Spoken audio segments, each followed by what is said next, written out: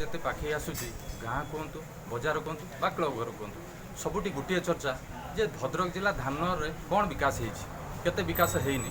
ତ ଆମେ ଅଛୁ ଆଜି ଗ୍ରାଉଣ୍ଡ ଜିରୋରେ ଯେଉଁ ଆମ ପାଖରେ କିଛି କର୍ମୀ ଅଛନ୍ତି ସିଧାସଳଖ ଯିବା ତାଙ୍କ ପ୍ରତିକ୍ରିୟା ରଖିବା।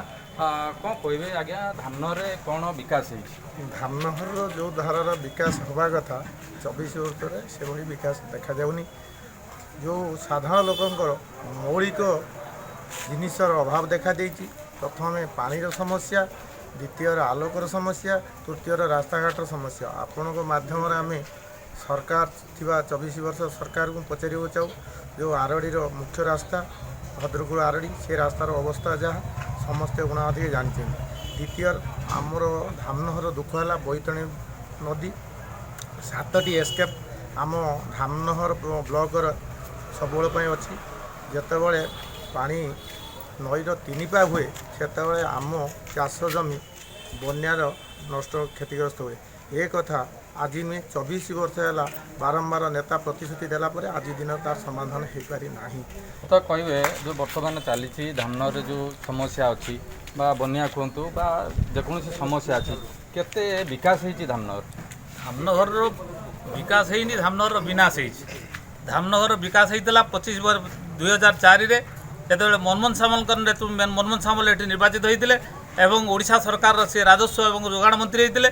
ସେତେବେଳେ ଏଇ ଧାମନଗର ନିର୍ବାଚନ ମଣ୍ଡଳୀର ବିକାଶ ହେଇଥିଲା। ସେତେବେଳେ 25 ବର୍ଷ ପୂର୍ବରୁ ସେ ବିକାଶ ହେଇନି କି 25 ବର୍ଷ ପରେ ବି ସେଭଳିଆ ବିକାଶ ହେଇପାରିବନି।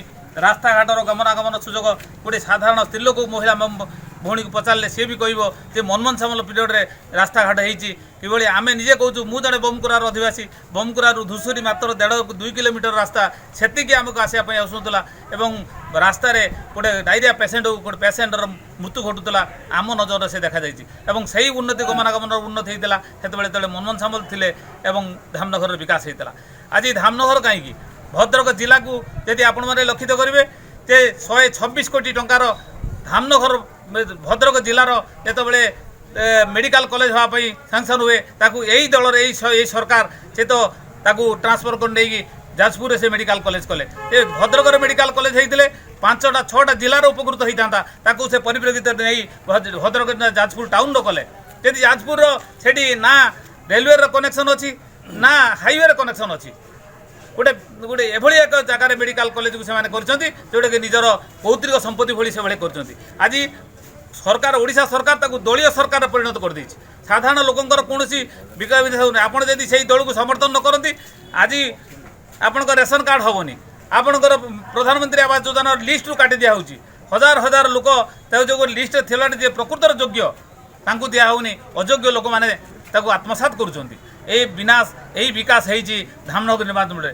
ଉପନିର୍ବାଚନରେ ଆମର ସୂର୍ଯ୍ୟବଂଶୀ ସୁରତ ଧାମନଗର ନିର୍ବାଚନ ମଣ୍ଡଳୀର ଜଣେ ଜନପ୍ରତିନିଧି ହିସାବରେ ଯେ ବିଧାନସଭାରେ ଯେଭଳି ଭାବରେ ଏହି ସମସ୍ୟାକୁ ସବୁ ଉପସ୍ଥାପନ କରିଛନ୍ତି ସେ ନିଶ୍ଚିତ ଭାବରେ କୋଟି କୋଟି ଜନସାଧାରଣଙ୍କର ନଜର ସୃଷ୍ଟି କରିଛି। ପ୍ରକୃତର ଧାମନଗର ବିକାଶ ହେଇଛି କି ବିନାଶ ହେଇଛି। ବୈତରଣୀ ବନ୍ଧ ଯଦି ସେଇ ଠିଆ ହୁଅନ୍ତି ସେଠି ଦେଖିପାରିବେ ଅପର ପାର୍ଶ୍ୱରେ କ'ଣ ଅବସ୍ଥା ଏବଂ ଏ ପାର୍ଶ୍ୱର ଅବସ୍ଥାଟା କ'ଣ।